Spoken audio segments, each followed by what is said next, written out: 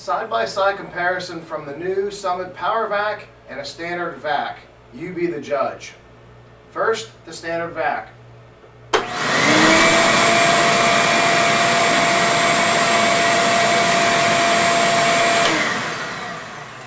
And now the new Summit in its low speed and the high speed.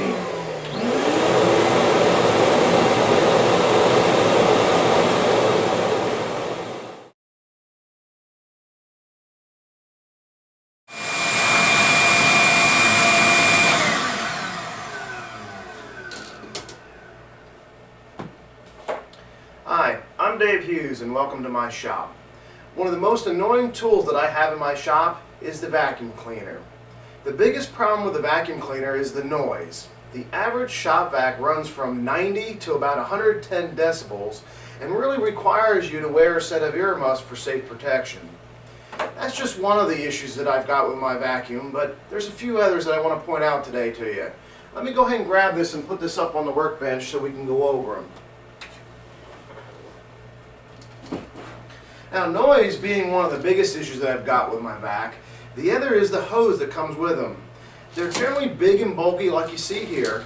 They have a tendency to pull out of the vac while you're using them, like when you connect it up to a small hand tool and you're working on your workbench.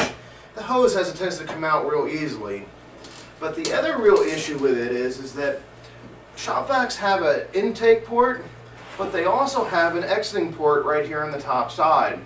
And one of the biggest problems with this exiting port is that the air just bursts out the backside and it has a tendency to really stir up the dust, but also has a tendency to push this vacuum all over my shop. That's one of the reasons why you see that I've removed the wheels off the base of this. When it was on the wheels, that worked like a jet and just pushed the vacuum cleaner all over the shop and was really annoying to try to control this machine. The other big problem with your vac is that when we open this up and take a look at the filter on the inside, most of them come with a really inexpensive paper filter. This paper filter only filters out about a 60 micron, and what that really means is if you decide to use one of those really small palm sanders and you've got a fine sandpaper on there, it really doesn't capture any of that dust. You think that you're really doing a good job of collecting all the dust off the project, when really it's going right through that filter and back up into the shop. It's not a very efficient way for dust collection in the shop. If you ask me, these old systems that you see here are not a really good efficient system to use and really need to be redesigned. Well, that's exactly what Summit Power Tool has done. They've come out with a brand new unit that I'd like to show you today. In my opinion, this thing just needs to be thrown out in the trash. Let's go ahead and set this off to the side, and I'm going to go ahead and grab the Summit here. Now, this unit is the exact same size unit that I just showed you as far as the capacity on the bottom side. It holds 9 gallons, and the first thing that you notice right off the bat is they've reduced the size of the hose. They've made it very flexible, which means it's really easy to utilize with those small power tools or even the larger tools in the shop. But also, if you notice something here, it doesn't pull out of the vac. I think that's a great little feature for all vacs, because if you're like me, you have a tendency to pull the vacuum around with the hose. Well, this hose isn't going to pull out. It's got a unique twist lock feature that disconnects the hose when you want to remove it and locks it back into place, makes it really secure. Well, let's go ahead and turn this around and show you the other improvement. On the back side here, you'll notice that you don't see any dust port. What they've done is they've created a little system that blows the air straight down the bottom of the vac, and there's a built-in diffuser here, so it's not that giant powerful stream of air like on another vacuum that has a tendency to push the vac around the shop. This is a diffuser, which means it's very nice to use. It doesn't push the vac around, and it doesn't stir up all the other dust in the shop. On the front side here, you'll notice that there's 2 switches. The reason why there's 2 switches is that the top switch here is for the 2-speed. The bottom switch here is for the accessory power port, which is a great feature on all vacs. I don't know what I did before without having this little feature. But first, let's talk about the 2 speeds up here. Why is there 2 speeds on a vacuum cleaner? Well, When you get into these really small hand tools like you see here, and we hook up the vac at a full power, that full power being sucked through the tool will have a tendency to really increase the speed of this sander. It sort of like turboizes it. When that happens, you'll get nasty swirl marks left behind in your projects. By being able to slow the vac down for this smaller port, it doesn't speed up the pad and gives you better control in the shop.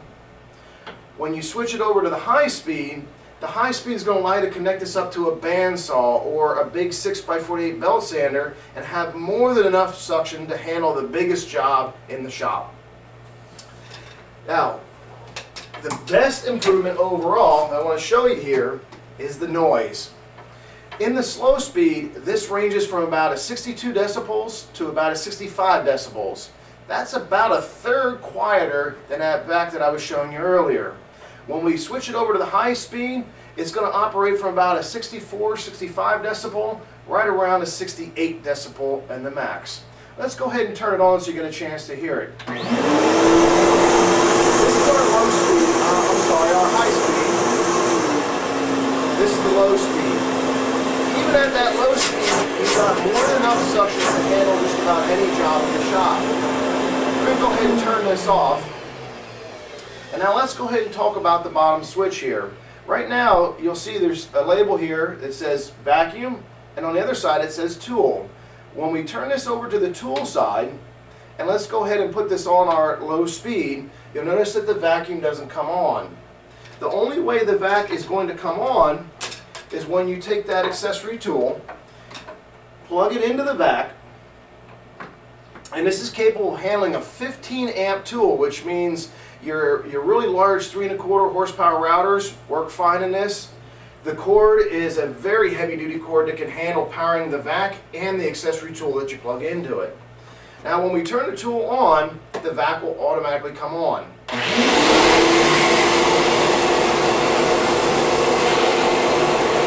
the other thing you'll notice is that there's a delay. It takes about 9 seconds for this vacuum to shut off. And the reason why we put a delay on it is when you're using your tools, it gives the vac a chance to clear out the hose so that there's no debris left behind. This feature is incredibly handy in the shop whenever it comes down to using small tools or even the large tools. Now the last thing that I want to show you here is the filtration. And that is one of the best things that I've added in my shop by getting the Summit Vac system here, is that the filtration is a 5 micron filtration, which no matter what size particle I'm trying to pull up, it doesn't put it back out into the shop. Let's go ahead and pop the lid here and show you. First off, they give you a heavy duty cartridge filter on the inside of the tool. But this is the really neat feature of the Summit.